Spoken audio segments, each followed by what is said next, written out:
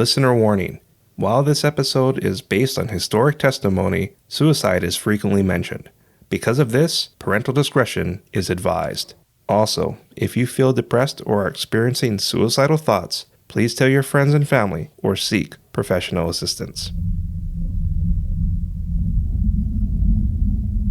The California sun was rising as the mother took her 3-year-old daughter from their car onto the bridge. It's been almost 10 years since the stock market's Black Tuesday, and the depression was causing people to snap. Her husband snapped like the rest of them. That's why he left her and their daughter. But things were going to be all right. The mother looked over the bridge's railing into the 150-foot abyss and saw clarity. Something moved on the edge of her vision. She clutched her daughter and faced the movement. A man with wire-rimmed glasses approached. The mother sighed. "You sure gave me a fright, mister." Her eyes shot between her child and the railing. "We were just enjoying the sunrise." He passed her. The mother wiped a tear, thinking of what would have happened if the man didn't interrupt her. "Hey, mister, can you help me? I don't think I'm right." The man was gone. A shiver prickled her skin. "I snapped like the rest of them," she thought. The sun irritated her eyes. She led her daughter into an alcove, tossed her over the side, then jumped into the abyss. But her daughter survived. These events happened on Pasadena's Colorado Street Bridge, and this is Legends from the Pacific.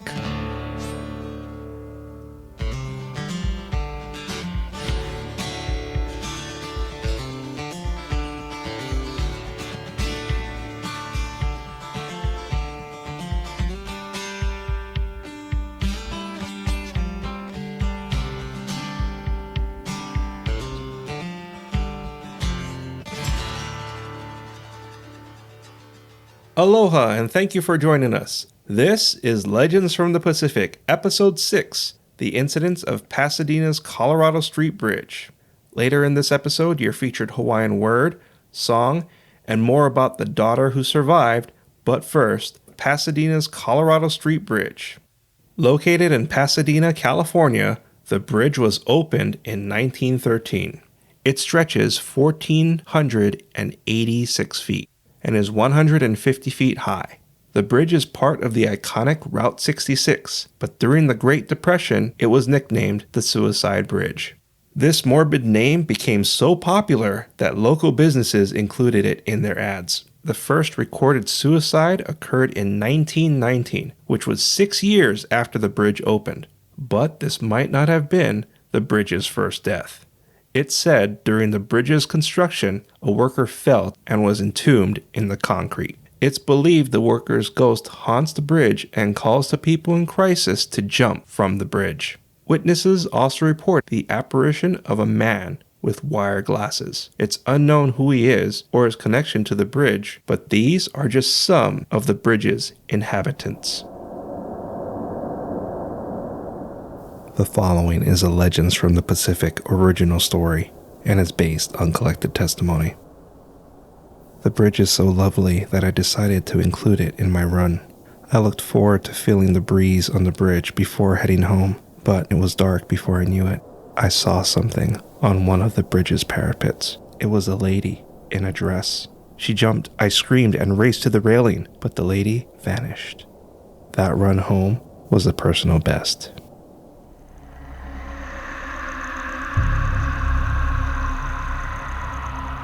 The following is a Legends from the Pacific original story, and is based on collected testimony. A man chuckled, remembering the bone-chilling Chicago winters. California was the better place to be if you're homeless. "Come on, Charlie, stay close," he said. His scrawny dog took his side as they approached a homeless encampment under a bridge. "Hello?" one of the homeless said. "Hello," replied the man. "It's just me and my dog. We don't want no trouble. Just a place for the night, maybe longer." The huddled masses stirred, but it wasn't a cold night. "No animals," a camper said. "Charlie?" the man said. He'd never heard a fly. Charlie wagged his tail and waited for one of his new friends to pet him. They kept their distance. The camper scratched his neck. "That's the rules. You can stay, but not your dog." The man pet Charlie. "It's okay. You're a good boy. The man noticed the homeless were clustered away from a large area in the bridge's shadow. Look, the man said, there's more than enough space for us. What if we kept our distance? Just keep that dog away and stay out of the dark. The man and Charlie went toward the dark. The nerve of those guys, the man said, entering the darkness. What makes them think they're better than us, right, Charlie? Rocks shifted under the man's feet. He checked the ground for stable footing, but Charlie wasn't beside him. Charlie? He spun around. Charlie stood at the edge of darkness. He made a low growl. His empty, reflecting eyes were locked on the man. Charlie, come here. The dog's growl increased. Hair stood on his spine. Drool dripped from its snarling mouth. Come on, boy, barking erupted from the dog and was emphasized by its snapping jaw. A chill prickled the man's skin. Charlie whimpered as the man felt a presence behind him. Her fault, was whispered like a guttural moan. The man spun around. Nothing was there. The presence surrounded him. Her fault. The man ran from the dark. Her fault, echoed behind him. Charlie whined and joined the man as they ran into the night.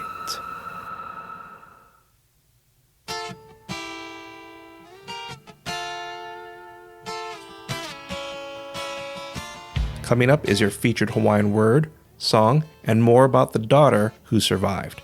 The presence under the bridge said, her fault, but the significance of these words have been lost over time. Many consider the area under the bridge to be stronger in paranormal activity than the bridge itself, which is interesting because the land beneath the bridge is being developed into housing. The bridge is still in use, though the 134 highway gets most of its traffic. The bridge has also been used in productions like Full House, The Amazing Race, and La La Land. The Colorado Street Party is an annual festival that's held on the bridge, and the American Society of Civic Engineers designated the bridge a National Historic Landmark. At the time of this recording, around 200 people have ended their lives there, but through the years, the bridge has been modified to prevent suicides. The daughter who survived attended one of the bridge's reopenings in the 90s. She doesn't remember the incident, nor does she blame her mother for her actions, and credits God for saving her. If you like what you heard, please give us a rating, write a review, and share Legends from the Pacific with your friends and family. I'd really appreciate it. Before we go, I just wanted to read one of our listener emails. This is from Austin, who writes, Legends from the Pacific is a great way to relax and be on edge at the same time. Wonderful storytelling that makes the podcast feel very personal. Thank you for your email, Austin. It means a lot to know listeners are enjoying the show. You can also send us feedback by clicking the feedback tab on our website, legendsfromthepacific.com. Our theme song is Mystery by Tavana, courtesy of High Sessions. Sound effects were by Sound Effects Factory. Our music coordinator is Matt Duffy. Links and show notes can be found on our website, legendsfromthepacific.com, including a link to your featured song, which is How Come by Doah's Daydream. Your featured Hawaiian word is keiki. Keiki is Hawaiian for child. Once again, keiki is child. Legends from the Pacific was written, produced, and edited by me, Kamuela Kaneshiro. I also wrote our original stories. Thank you once again for listening. Mahalo and ahui ho. Gonna write you a happy song, yeah. Oh, oh. But here I am, boxed into a corner again, yeah. Oh, oh.